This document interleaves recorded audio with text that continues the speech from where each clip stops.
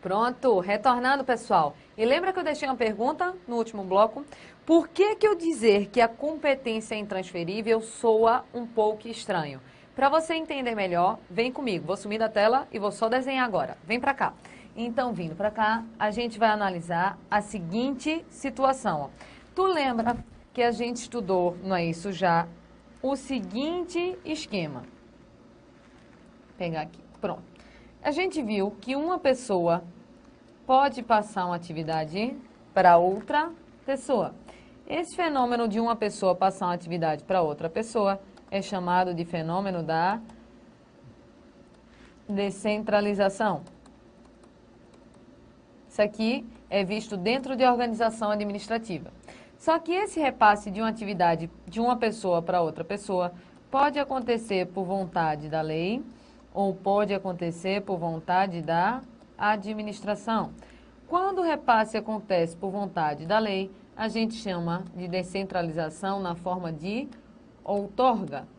Já quando o repasse acontece por vontade da administração, chamamos de descentralização na forma de delegação. Aí sabemos também que na outorga eu passo tanto a execução do serviço público quanto passo a titularidade. Passo tanto a execução do serviço público quanto a própria titularidade. Já na delegação, sabemos também já que eu só passo a execução daquele serviço público, mas não passo a titularidade. Aí perceba, a gente está vendo que uma das características é essa daqui, ó. A competência, ela é intransferível. Veja como isso parece se confundir, parece ser contrário àquilo que a gente já estudou. Porque você vira para mim e diz assim, ô professora, se a competência ela é intransferível, como é que existe o fenômeno da delegação? Porque na delegação eu estou repassando a atividade de uma pessoa para outra pessoa. Se é um repasse de uma atividade de uma pessoa para outra pessoa, eu estou passando a competência de uma pessoa para outra. Mas perceba que eu estou passando simplesmente a execução. Na delegação, você só passa a execução daquela competência, mas você não passa a titularidade.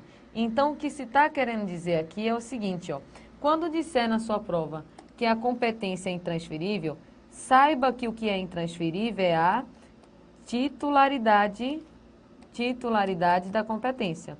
A titularidade da competência é intransferível. Agora eu posso transferir a execução. Aí tu diz, tá, professora, a execução, ela é transferível. Mas tu acabou de dizer, professora, que a titularidade é intransferível.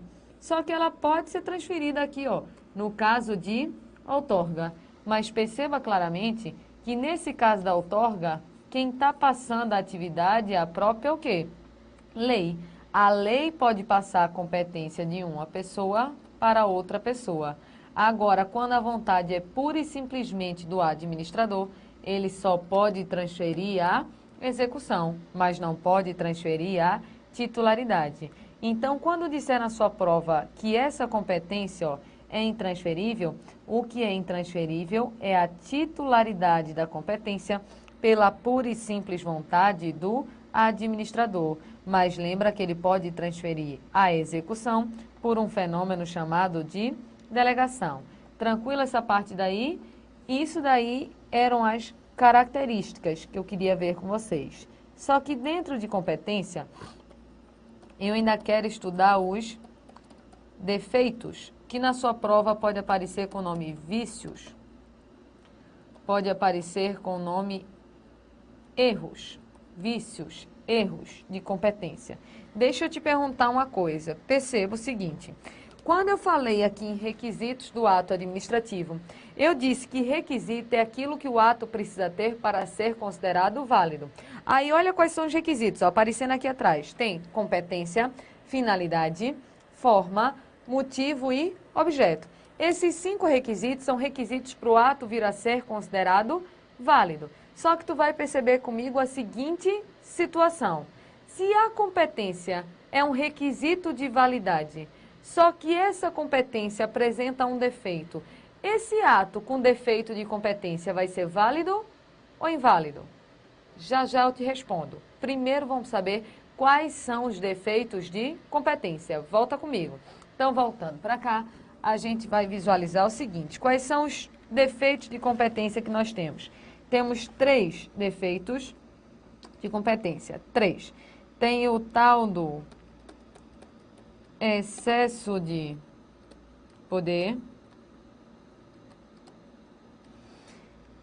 Tem o ato praticado pelo funcionário de fato. E tem um ato praticado por um usurpador de função. Excesso de poder, funcionário de fato e usurpador de função. Perceba, um desses institutos a gente já estudou aqui juntos, que foi o excesso de poder. Lembra que o excesso de poder é quando o administrador ele vai além da sua competência. Um exemplo que eu dei para vocês foi de um analista que assina a sentença no lugar da juíza. A analista do tribunal até que tem algumas competências, só que ela foi além da sua competência. Então ela se excedeu, cometeu um excesso de poder. Excesso de poder, então, o ato praticado, ele é válido ou inválido? Inválido. Por que esse ato é inválido? Porque eu, administradora, até tenho algumas competências, mas não tinha competência para praticar aquele ato. Então, no excesso de poder, o ato é inválido. Vamos anotar, volta comigo. Então, aqui anotando, no excesso de poder, botar em destaque, o ato praticado vai ser considerado inválido. Vai ser considerado inválido. Então, esse não tem muito o que falar, porque a gente já tinha explicado essa parte daqui. Só que vamos analisar o seguinte, ó. Quem é o funcionário de fato? Deixa eu puxar uma seta para cá. Funcionário de fato é aquele que tem toda uma aparência de legalidade. Então, funcionário de fato é aquele que tem toda uma aparência de legalidade. Vamos imaginar a seguinte situação. Você está aí estudando, não é isso? Se matando, assistindo aula, fazendo questões, fazendo tudo que tem que ser feito. Você está aí estudando para matar, para torar e para fechar a prova. Digamos que eu também quero fazer concurso. Só que eu não gosto de estudar, não tenho paciência. Meu pai até que pagou um cursinho para mim, mas em vez de ir para o cursinho, eu ia para o shopping, ia para a praia. Então, ó, estudar não é meu forte. Digamos que eu não gosto. E vamos colocar como um exemplo que a gente ia fazer concurso para o INSS. Exemplo. Então, digamos que você ia fazer concurso para o INSS, mas você está estudando. E eu também ia fazer o concurso do INSS, mas eu não sei nem quais são os princípios do LIMP. Estão percebendo? Eu não sei nem o que está na Constituição, não sei nada, e nem tenho um saco para aprender. Só que digamos que meu pai tem uma certa influência. Com a certa influência e com o dinheiro que ele tem, ele chegou com um presente para mim. Ele virou para mim e fez assim, filhota, tem um presente para você. Quando eu olhei o presente, era o gabarito da prova do INSS. Você está pensando intimamente em casa, né? Ah, um presente desse para mim também, né? Você vai conseguir, mas vai conseguir com o seu esforço. Te garanto. Não precisa comprar gabarito não, você vai passar. Não vai precisar disso não. Só que no meu caso, no meu exemplo, eu não estava estudando. Então, meu pai comprou o gabarito da prova do INSS para mim. Deu um jeito. Eu fiquei calada, fiquei quieta. Chegou o dia da prova, pintei lá as bolinhas do gabarito. Olha que dificuldade, né? Só pintei as bolinhas, porque eu já tinha um gabarito. Entreguei a prova, claro que eu acertei tudo, eu tinha o gabarito e fiquei classificada em primeiro lugar no concurso. Se essa fraude não for descoberta, eu começo a trabalhar, claro, vou ser nomeada, depois da nomeação, vou assinar lá o termo da posse, depois de assinar o termo da posse, eu vou entrar em exercício, que é começar efetivamente a trabalhar. Só que vamos fazer o seguinte raciocínio. Imagina que eu estou trabalhando aqui no setor do INSS, num setor de conceder pensão. Então, eu estou lá concedendo a pensão. A pessoa vem, eu concedo a pensão, assino, carimbo e dou início ao procedimento dela. Então, eu estou lá trabalhando.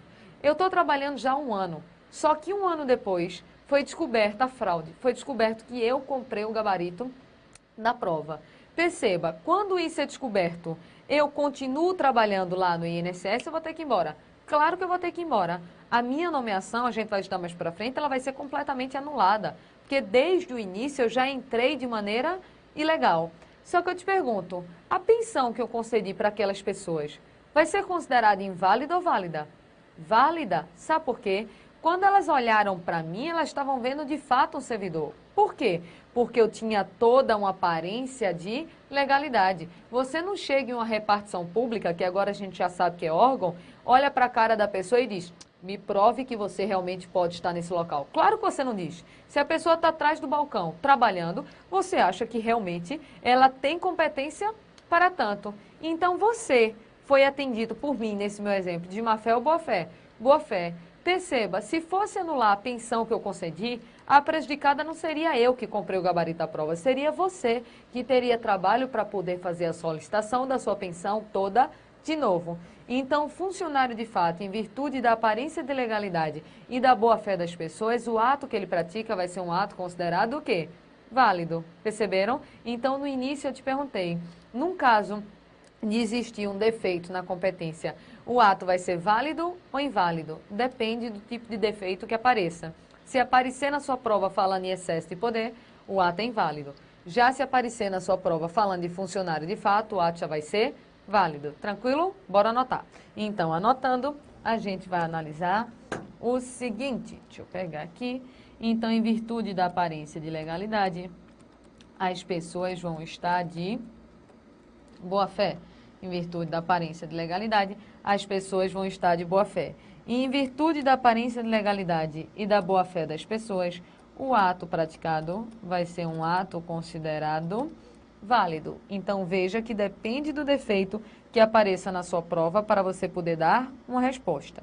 Então excesso de poder já foi, funcionário de fato já foi. Agora falta a gente falar do usurpador de função. Perceba o seguinte, olhando para o nome vai ficar mais fácil. O que danado é usurpar? É só lembrar daquele clássico do SBT, minha gente. A Usurpadora assistiu, não foi? Paola e Paulina? Você não? Só ela assistiu, você não. Mas perceba, lá na Usurpadora é uma versão um pouco mais trash de Mulheres de Areia. Lembra de Mulheres de Areia? Que tinha a Ruth, Raquel e a Rutinha, que era o Tonho da Lua, que era quem prestava da novela? Pronto. Então tinham gêmeos na novela. E eu não sei se vocês percebem, toda vez que tem gêmeo em novela, é sempre um bom e um ruim. Não sei se é assim na vida real, mas é sempre um bom e um ruim. Se você tiver um irmão gêmeo, cuidado com ele, né? Vai que ele é o ruim, né? Então, é sempre um bom e um ruim. E geralmente o ruim, ele sempre quer roubar tudo do gêmeo bom. Então é daí que vem o nome usurpar. Usurpar é roubar. Usurpador de função é aquele que está roubando uma função pública. É aquele cara que se matriculou agora para o concurso de delegado. Ele se matriculou no cursinho hoje e já chega no supermercado dizendo, sou delegado, sou delegado. Ele se matriculou no cursinho hoje, mas já está dizendo que é delegado. Então, isso é um usurpador de função. Aí eu vou te contar um caso muito engraçado que aconteceu aqui em Recife, que é o seguinte, ó. Não sei nem o que é isso, mas eu vou roubar esse papel. Perceba o seguinte, tem um louquinho, um doidinho, que ele tem uma avenida aqui famosa, que é a Avenida Conde da Boa Vista. E ele anda por aqui na Conde da Boa Vista com um bloquinho de notas, na avenida. Aí sai olhando para ver se ele acha algum carro estacionado, por exemplo, em local proibido. Quando ele acha, ele pega o bloquinho de notas e faz carro de placa tal, marca tal, na rua tal, horário tal, estacionado em local proibido, multado. Deixa a multa em cima do carro da pessoa. Minha gente, é hilário. Uma aluna minha foi multada por ele, me trouxe a multa. Eu olhei, eu digo, não é, faço uma moldura com essa multa, que é uma coisa muito bizarra. Então, ele sai multando as pessoas no meio da rua. Só que eu te pergunto o seguinte, quando eu chegar no meu carro, que eu pegar essa multa daqui, eu sou obrigada a pagar? Não, porque essa multa é válida ou inválida? Você disse inválida, não foi? Nenhum, nem outro. Ela nem é válida e nem é inválida. E tu diz, como assim, professora? Vou explicar. Vamos sumir e volta comigo aqui. Perceba o seguinte, os atos, deixa eu pegar uma página em branco para poder falar disso daqui. Os atos, eles vão ser divididos da seguinte maneira. Tem um plano de existência dos atos.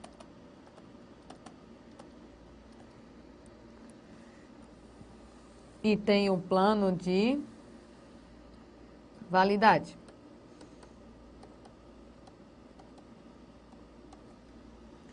Plano de existência, plano de validade. Vamos fazer um resumo bem simples dessa parte daqui. Tá bem troncha, hein, pessoal? Mas tudo bem. Veja bem, vou resumir da seguinte maneira, ó. EP é o excesso de poder, tá certo? FF vai ser o funcionário de fato. O F já vai ser o usurpador de função. Então, aqui, ó, excesso de poder, funcionário de fato, usurpador de função. Só que aí vamos imaginar a situação de cada um deles. Perceba, no excesso de poder, o exemplo que eu dei foi da analista que assinou a sentença no lugar da juíza. Aquela sentença existe? Existe. Que você pode pegar nela? Então, ela existe. Só que um analista que assina uma sentença judicial, aquela sentença vai ser válida ou inválida? Inválida. Estão percebendo?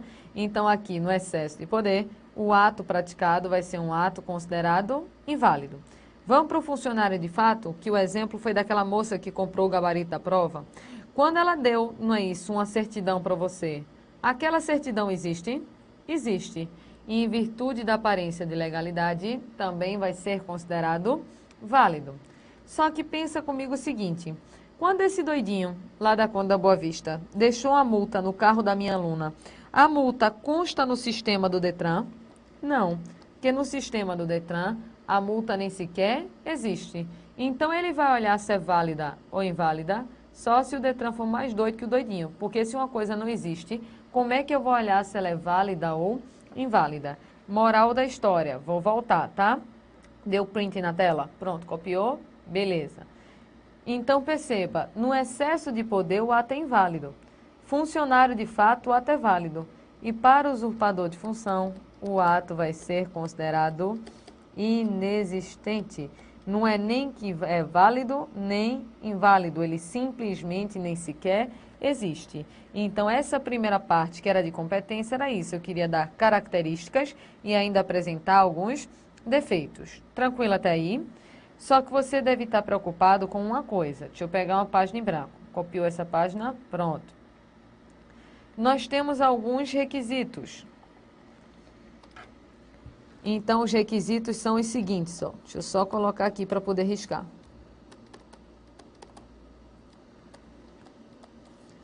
Requisitos são competência,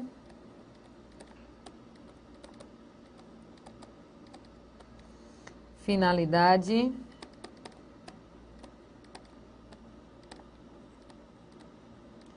forma,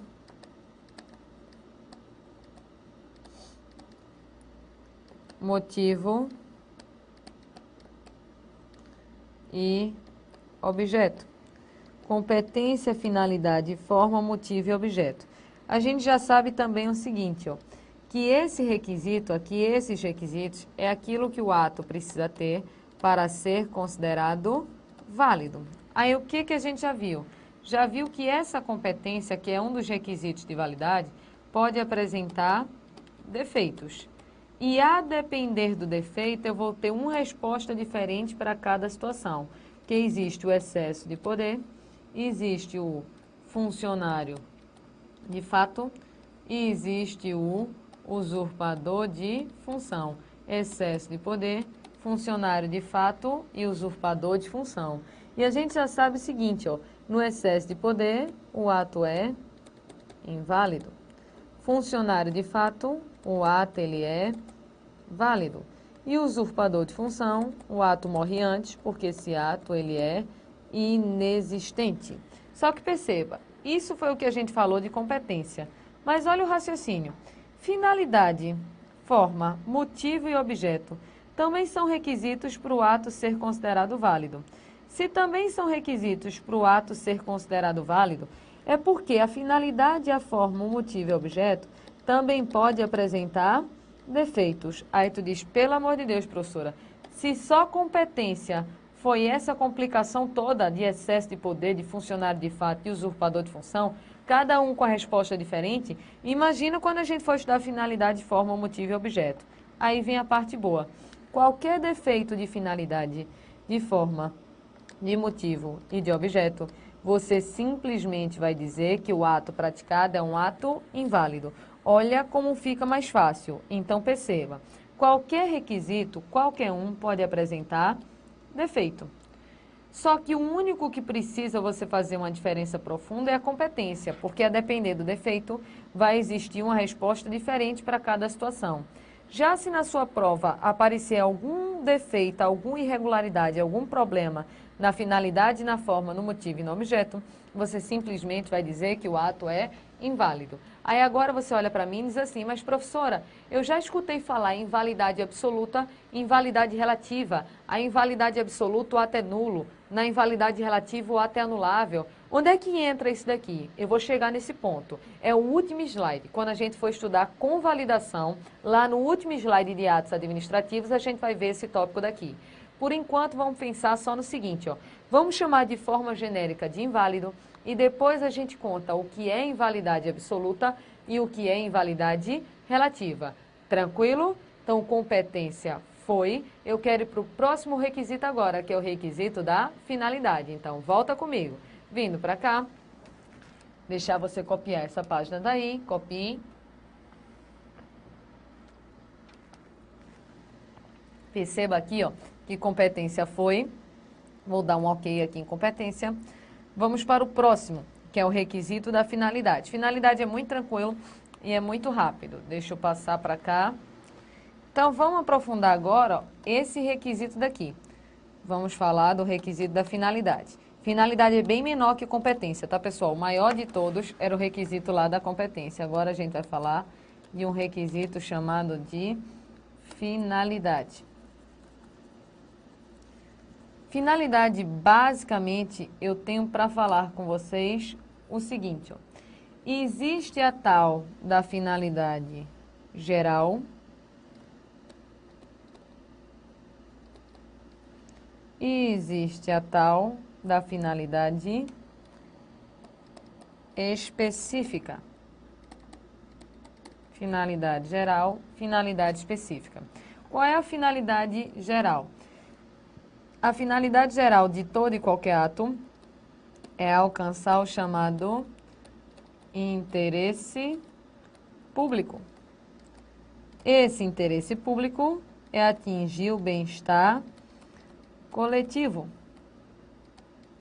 Já a finalidade específica vai depender de cada ato.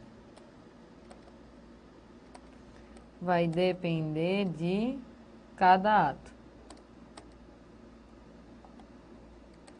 Então, veja, a finalidade geral é alcançar o interesse público, a finalidade específica vai depender de cada ato. Deixa eu te dar um exemplo, até aquele exemplo que a gente já desenhou. Deixa eu até pegar ele aqui, ó, vou mudar. Pode deixar os desenhos atrás de mim aparecendo, que eu vou pegar esse daqui, ó. Perceba, nesse desenho, o agente de trânsito rebocou o carro, que o carro estava estacionado em local proibido. Vamos entender qual foi a finalidade daquele ato de rebocar. Uma vez aconteceu comigo a seguinte situação. Eu ia dar aula em determinado local, só que a rua para chegar no local é uma rua que só passa um carro por vez. Quando eu entrei na rua, percebi o engarrafamento, não andava nem para frente nem para trás, quando eu vi todo mundo descendo do carro. Vocês acreditam que algum maluco estacionou simplesmente o carro no meio da rua e foi embora? Parou o carro no meio da rua, fechou e foi embora. Deve ter sido carro roubado ou alguma coisa parecida, mas ele simplesmente deixou o carro lá, foi embora, ninguém sabe, ninguém viu o homem. Ficou todo mundo preso no trânsito, não tinha para onde você sair, porque já estava um engarrafamento enorme. Então perceba a situação. Um agente de trânsito, vendo esse caso, pode mandar rebocar aquele carro? Claro que pode. Está estacionado no meio da rua, atrapalhando a vida de todo mundo. De forma geral, aquele ato de rebocar alcança o bem-estar coletivo? Sim. Mas eu te garanto o seguinte, quando o agente de trânsito chegou para olhar aquele carro estacionado no local proibido, ele estava pensando em atingir o bem-estar da coletividade? Claro que não. Ele estava olhando para aquilo dizendo, que porcaria é essa? Vou rebocar essa porcaria desse carro para liberar o trânsito. Estão percebendo? Então, quando ele chega lá e vê aquela situação, a coisa que ele quer fazer de maneira principal é liberar o trânsito, fazer o trânsito fluir. Então, liberar o trânsito é a finalidade específica daquele ato de rebocar. Só que aí ele fazendo essa finalidade específica, de maneira geral, acaba que ele atinge o bem-estar coletivo. Mas veja, especificamente ele quer fazer o trânsito fluir. De uma forma geral, ele alcança o bem-estar coletivo. Vê o outro exemplo que a gente colocou. Pronto, desse mercado que estava vendendo comida estragada. Perceba o seguinte, imagina que chega um fiscal da Anvisa lá em determinado mercado, o mercado está vendendo comida estragada. Ele pode interditar, sim ou não? Claro. De forma geral, aquela interdição alcança o bem-estar coletivo. Mas eu te garanto, especificamente o que ele quer com aquele ato de interditar aquele mercado, é não colocar em risco a saúde das pessoas que estão comprando lá. Então, a finalidade específica daquele ato é não colocar em risco a saúde pública. Já a finalidade geral é alcançar o tal do bem-estar coletivo. Então, perceba que tem uma finalidade que eu quero para agora e uma finalidade que eu acabo atingindo no futuro. Finalidade específica depende de cada ato. Para cada ato, você vai ter uma finalidade específica diferente. Só que a finalidade geral de todos é a mesma, que é alcançar o interesse público. Tranquila a diferença de geral e específica, mas isso pode cair com outras palavras na sua prova. Vem comigo no material. Então, vindo para cá, a gente vai visualizar o seguinte, ó. Deixa eu só pegar aqui. Cadê? Pronto.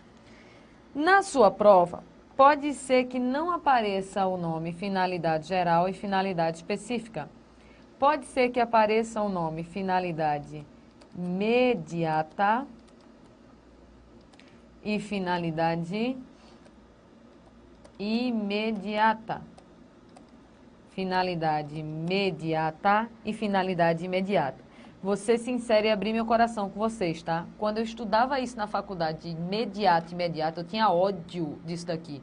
Porque para mim era muito parecido um do outro e quase nunca eu sabia a diferença. Mas vamos lá. Finalidade imediata é aquilo que você quer primeiro. Finalidade imediata é aquilo que você consegue depois. Então, primeiro vem a finalidade imediata para depois vir a finalidade imediata. Como assim? Deixa eu explicar para você. Hoje, qual é a finalidade imediata de você estar assistindo essa aula? Assistir essa aula. Qual é a sua finalidade imediata? A finalidade imediata é hoje. Hoje, você está assistindo essa aula para aprender o assunto. Essa é a sua finalidade imediata, aprender o assunto. Mas sua finalidade imediata é o quê? Passar no concurso. Estão percebendo? A sua finalidade imediata, que é a de hoje, é entender isso daqui.